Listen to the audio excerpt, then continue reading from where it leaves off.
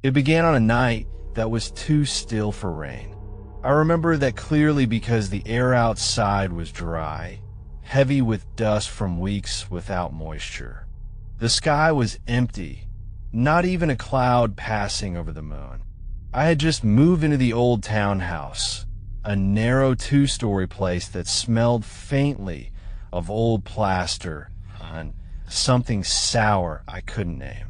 It wasn't supposed to be permanent, just a place to stay while my new job started. But from the first night, it didn't feel right. The sound started after midnight. At first, I thought it was coming from the kitchen sink. A slow, steady dripping like water landing on metal. Drip, drip, drip. I turned on the light, half asleep, expecting to find a leaky faucet. But the sink was bone dry. No puddles, no moisture, nothing. I crouched down, checked under the pipes, still dry. The sound continued. I moved from room to room, following it, but it seemed to move too, always just ahead of me, as though it was leading me somewhere. When I reached the hallway near the back of the house, the dripping stopped. The silence that followed was thick, pressing. I stood there listening for a long time, until my pulse slowed and I could finally breathe again. I turned to head back toward the bedroom, and then it started again, one slow, heavy drop. But this time, it wasn't coming from a pipe or a faucet. It was coming from inside the wall. I pressed my ear against the plaster. It was faint but clear, a soft, wet sound from deep within. I tapped the surface, half expecting it to echo hollowly, but it didn't. The wall felt dense, almost solid. Still, the sound kept going like something liquid tried to push through layers of dryness. I tried to convince myself it was plumbing. Old houses make strange noises. Maybe there was a hidden pipe or a leak behind the drywall. That seemed reasonable enough to calm me. I went back to bed, but the sound followed me into my sleep, repeating in the rhythm of my dreams. The next morning, I checked again. The wall was dry, smooth, and cold. No sign of moisture. But when I pressed my palm against it, it left a faint outline, darker than the rest, as though the wall was absorbing the warmth of my skin. When I pulled my hand away, I noticed a faint discoloration around where I had touched, a small, spreading stain that hadn't been there before. That night, the dripping came back louder. This time, it didn't stop when I approached. I tried ignoring it, turning on music, distracting myself, but every sound seemed to fade into the background while the dripping stayed. It was constant, deliberate, and uneven now, like something inside was struggling to move. At around 3 in the morning, I gave up pretending it was nothing. I got a flashlight and tapped along the wall, trying to find a soft spot. When I reached the center near the baseboard, I heard a faint squelch, like my knock had landed on something that shouldn't be solid. The wall gave slightly under the pressure, and then from that same spot, a single drop of clear liquid slid down, tracing a thin line before falling onto the floor. It left a small mark that steamed for a moment before fading. The air smelled faintly metallic, like iron or blood. I didn't sleep after that. I sat on the couch until morning, waiting for light. But even when the sun rose, the smell lingered. I told myself I would call someone, a plumber or a landlord, but I never did. I couldn't explain it. How do you tell someone that your walls are leaking when there's no water to leak? By the second night, the sound had spread. Now it came from every corner, soft and patient. Always dripping, always dry. And when I pressed my ear to the wall again, I swore I heard more than water. I heard movement, something shifting deep behind the plaster, slow and alive. The dripping didn't stop after that first night. It became slower at first, almost faint like the tail end of a bad dream, but it was still there every time I sat in silence. I would hold my breath just to listen and still hear that slow, uneven rhythm somewhere behind the wall. When I pressed my ear against the plaster, I could swear the sound wasn't moving straight down like a normal leak would. It was spreading sideways, as if something was crawling through the wall instead of water trickling down. The next morning I checked again for dampness, but the paint was still bone dry. No discoloration, no stains, nothing that should have made that sound. I even brought in a plumber, but when he tapped and scanned the wall, he just shrugged and said it was fine. He left, and I felt worse than before, because now the only explanation left was something I couldn't touch or see. At night, it started again, louder this time. I lay awake and listened to it shift from one corner to another, as if it was testing how far it could travel. I tried to ignore it by turning on the fan to drown the sound, but somehow it rose above it. It was faint but deliberate, like someone gently letting water fall from their fingertips. I couldn't understand how something could sound wet when the wall was dry as bone. The next day, I pressed harder against the spot I thought it came from. The wall gave off a faint warmth, which made no sense. My building was old and always cold. When I held my palm there long enough, I felt a tiny pulse through the paint, like a heartbeat, faint but alive. I jerked my hand back, but the pulse didn't stop. It was as if the wall had become aware of being touched. I couldn't bring myself to sleep in that room anymore, so I moved to the couch. Around 2 in the morning, I woke up to that same dripping again, but this time it wasn't coming from the wall in my bedroom. It was behind the living room wall. I stared at the spot where the sound was most clear and noticed something different about the wallpaper pattern. A tiny bulge just under the surface, like a blister forming. I stepped closer and it pulsed in sync with the drip. Every time I heard the sound, the bubble in the wallpaper expanded and relaxed as though it were breathing. I reached toward it, half terrified, half desperate to understand, but as my finger got close, the bulge twitched. The sound stopped entirely, and for the first time in days, there was silence, thick and heavy. I stood there waiting for it to start again, but it didn't. I should have felt relief, but what came instead was worse. That silence felt like attention. It felt like something was listening to me, waiting for my next move. I didn't touch the wall again after that. I went back to my bedroom and forced myself to stay under the blanket. For hours, nothing happened until just before dawn, when I finally started to drift off. That's when I heard it one more time from behind the headboard. The dripping was slower, now heavier. But this time between the drips, I could hear something else. Breathing. Not mine, not the wind. Just slow, quiet inhalations pressed close to the other side of the wall. I didn't move. I didn't even blink. I just lay there with the shape of that sound filling the room. It wasn't loud, but it was deliberate and patient. Whoever or whatever was behind that wall was alive, and it was waiting just like I was. When morning came, there was no trace of moisture anywhere. No holes, no leaks, no stains. The plumber stopped answering my calls. I didn't tell anyone else because I knew what it would sound like. But I kept hearing it every night, always a little closer, always a little louder. The dripping had become part of the house, and I was starting to feel like it wanted me to be part of it too. For the next few nights, I tried to convince myself that I was imagining everything. I kept the television on all night so I wouldn't hear the sound. But somehow, even through the faint buzz of the screen, I could sense it. The rhythm of that unseen dripping still moved in the quiet parts between the noise. It wasn't just a sound anymore. It had a presence, a pattern, like something alive, keeping time with my heartbeat.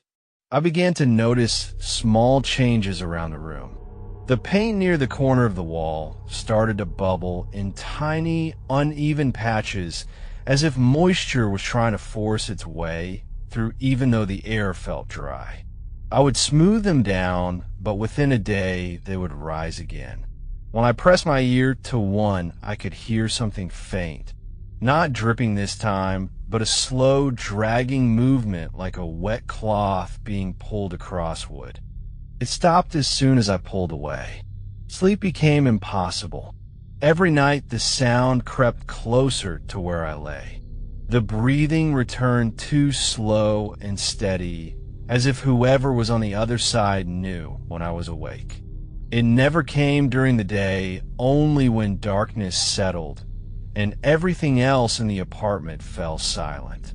I began to dread sunset, not because of the dark, but because of what waited behind it. One night, I decided to face it. I turned off every light and sat on the floor by the wall. The dripping started again, faint at first, then clearer. It sounded heavier now, almost thick. I whispered something just to break the silence, though I can't remember what. There was no answer, but I heard a shift inside the wall, like something adjusting itself. Then came the breathing again, only closer, much closer. It was impossible to tell if it was coming from deep inside the structure or right against the plaster, but it was slow and deep and full of dampness. I could hear the faint catch of air as if lungs were drawing through water. I sat frozen, unable to move, until I realized the air around me had changed. The room smelled faintly metallic, like rusted pipes mixed with something organic, something decayed. I crawled back into bed and pulled the blanket over my head like a child. I could still hear it faintly through the covers that dripped the breath, and the slight strain in between them, like whatever was behind there had to work to breathe. The next morning, I noticed a dark patch on the floor near the wall. It wasn't water, not exactly. It was sticky like syrup and faintly red. My stomach turned when I touched it and realized it was warm. I wiped it away with a towel, and the smell of iron filled the room. I didn't tell anyone. I just threw the towel in the trash and sat staring at the wall until night came again. That night, the breathing grew faster. I could feel it through the mattress, as if the whole wall was pulsing, now alive and awake. I backed away to the door, but couldn't bring myself to leave. The sound wasn't random anymore, it followed a rhythm that matched my own breaths. When I held my breath, it paused. When I exhaled, it continued slower, softer. That's when I realized it wasn't just breathing near me. It was breathing with me. The sound deepened until the walls themselves seemed to tremble. Then came a faint knock from inside. Just one. Then silence. Then another a little louder. The space between each knock grew shorter until it was a steady pulse, like a heartbeat thudding through the floorboards. I ran out of the apartment and spent the night in my car. I didn't sleep. I didn't even close my eyes. The entire time, I could feel that steady pulse echoing faintly in my chest, like it had followed me out somehow. By morning, I convinced myself to go back in, just to grab my things and leave for good. But when I opened the door, everything was quiet. The air was still heavy, but the dripping and breathing were gone. The wall looked normal again, no stains, no bubbles, no warmth. For a brief second, I thought it was over. Then I saw it. Near the baseboard where the dark patch had been, something had changed. The wall wasn't flat anymore. It had a faint outline, like something pressing from the inside outward. I stepped closer and realized it looked like the curve of a human shoulder. I ran again, but even from the hallway I could hear it. One slow exhale following me as I went down the stairs. The wall was breathing without me now.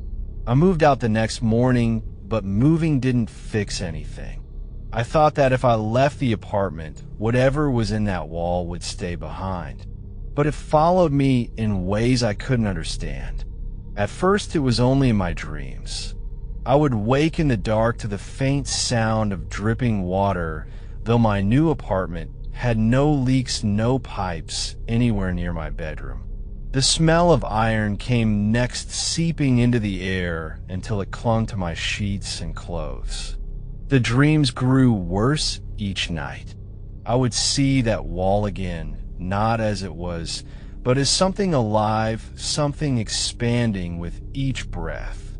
Its surface would quiver like stretched skin, and underneath, I could see shapes shifting faintly against it. I always woke just before one of them pushed through. I started leaving the lights on, but even that didn't help. The shadows in the corners of the room began to tremble whenever I turned away. I tried to tell myself it was stress, that maybe the first apartment had done something to my head. I went back there one afternoon, determined to see if anyone else had noticed anything strange. The door was unlocked when I got there, though I had turned in my keys weeks earlier. Inside, the air was colder than it should have been. Dust covered everything, yet I could still see faint footprints on the floor. My footprints leading straight to that wall. The wall was no longer white. The paint had darkened to a grayish tone, and small cracks spread from the baseboards like veins. I knelt beside it and pressed my hand flat against the surface. It felt soft, almost pliable like flesh under pressure. I pulled back, but the wall seemed to pull with me just a fraction, like it didn't want to let go. Then I saw something that froze me where I stood. Near the middle of the wall, where the bulge had once been, was now a small opening no larger than my thumb. It was perfectly round like the start of a hole, but darker than anything natural. I leaned in closer, and the smell hit me again, sharp and metallic. The same smell that used to fill the air when the dripping began. I whispered something to break the silence, though I'm not sure why. For a second, nothing happened, then a faint warmth touched my face. It wasn't air from a vent or wind from a window. It was breath, slow and deliberate exhaling from inside that hole. I stumbled backward and knocked over a chair. The hole widened as if responding to my movement. A low, moist sound followed, like lips parting after a long silence. The wall pulsed once, twice, and then I heard a voice, though it wasn't really a voice. It was the sound of air being pushed through water, forming something like words, but never becoming them. A wet imitation of speech that made my skin crawl. I ran out again, but when I reached the hallway, I realized I could still hear it. That slow, labored breathing echoing from behind the closed door. I left the building and didn't look back, but the sound stayed in my head, repeating in time with my own breaths. Over the next days, I felt it in my body. At first, it was faint, a heaviness in my chest, like my lungs weren't working alone. At night, I would feel a pulse deep inside my ribs that didn't match my heartbeat. It was slower, deeper, dragging air in and out at its own pace. When I stood near any wall, I could feel the faint vibration of another rhythm matching it. I stopped sleeping. I started seeing faint, wet marks appear on the walls of my new apartment, though I scrubbed them clean each time. I could never see them form, only find them afterward, always near where I had been standing the longest. The last night before everything broke, I heard the sound again, but not from the walls this time. It came from the mirror. As I stood brushing my teeth, the reflection began to ripple as if steam were rising from inside the glass. The sound of dripping echoed faintly behind me, but when I turned, the wall was dry. Then I saw movement in the reflection. The wall behind me in the mirror bulged outward the same way it had before in that other apartment. I turned, but nothing was there. When I looked back at the mirror, the bulge was closer, as if something was pressing from inside the reflection toward me. I covered the mirror with a towel and didn't move for hours. Even then, I could hear it faintly through the fabric, the sound of slow, shallow breathing. By morning, the towel had fallen to the floor. The mirror was dry, but in the center of the glass, a small round mark had appeared like a fingerprint from the other side. That was the night I realized it didn't need the wall anymore. Whatever had been trapped behind it had found us. I don't remember falling asleep that night, only the weight that pressed on my chest when I woke. It was still dark, and the air in my room was heavy, thick with the smell of rust and damp earth. For a moment, I couldn't move. My eyes were open, but everything was wrong. The ceiling seemed lower, the air colder, the sound of dripping louder than ever before. Except there were no pipes, no leaks, and no rain. The sound was coming from inside me. Each breath I took ended with a wet echo somewhere deep within my chest, like something was mimicking the motion of my lungs from the inside. I sat up and felt a faint shift beneath my skin, as if something alive was pressed against my ribs, listening, waiting. The room around me was wrong, too.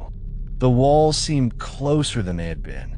They were darker, more porous, like the surface of wet clay, and when I looked closely, I saw faint marks running along them, tiny indentations, shaped like fingers dragging slowly downward. I got up unsteady and reached for the light switch, but before I touched it, I heard the faint sound of someone breathing behind me. Not fast, not panic, just slow, deliberate breathing, as if someone was standing close enough for their warmth to touch my back.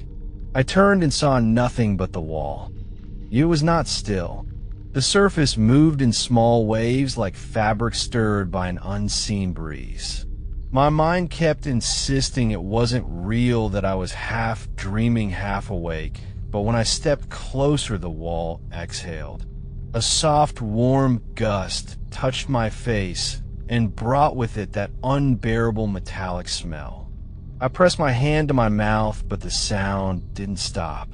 The wall began to bulge outward in the same shape I had seen before, and this time it didn't stop at a pulse. The surface stretched until I could make out the faint outline of something pushing forward from within. It wasn't trying to escape. It was trying to come through. The dripping grew louder, echoing from all around the room, though the walls remained dry. It came from the ceiling, the floor, the corners, until the sound merged into a steady rhythm, like a heart beating through water. The bulge shifted closer to me, and I saw movement within it. An arm maybe, or the shape of one, followed by what looked like the faint curve of a face pressing from beneath the surface. My body froze, but my mind screamed to run. When I stepped back, my heel struck something soft. I turned and saw the floor behind me beginning to ripple too. Every surface was breathing now, slow and in unison. The air filled with the sound of something moving inside the walls, sliding and shifting just beyond sight. Then I heard my own name whispered low and broken like air forced through water. It wasn't from outside, but from within me. I felt my throat tighten, and the whisper came again, only louder.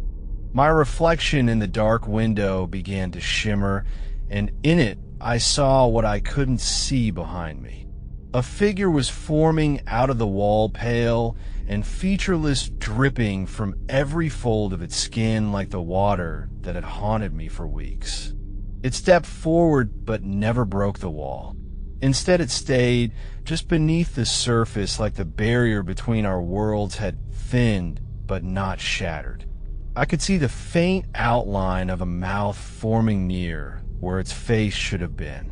The mouth opened slowly, wider than any mouth should, and from it came the same dripping sound as before, only now I could see the source. Dark liquid ran from its lips down its chin and vanished back into the wall.